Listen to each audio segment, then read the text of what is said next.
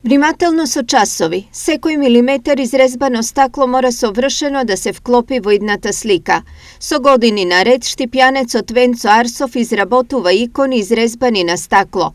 Ова е мощна ретка техника, а Арсов ја совладал на невообичаен начин.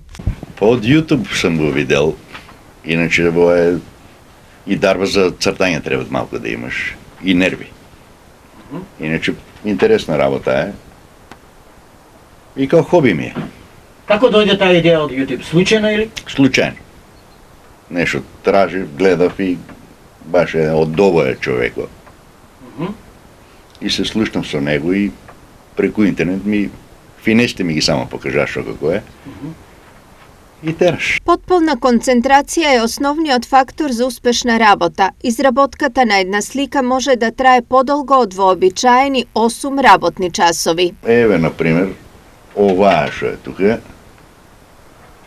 стаклото исече се, па се избруси за да не се пресечеш, да не се исечеш, па се зема сликата, ево оваа, например, и ја црташ. Ево овака, црташ само контурите. Ги направа и кога се направат контурите, после иде точка по точка. Значи тука е веќе...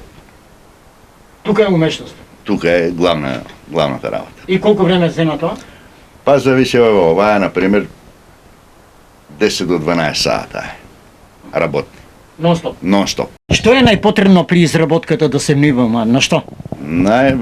Тука ако грешки не постојат.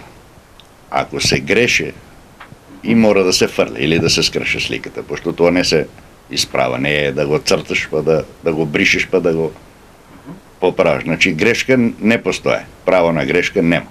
Иако е пандемија, интерес за купување на уметничките дела на нашиот соговорник има.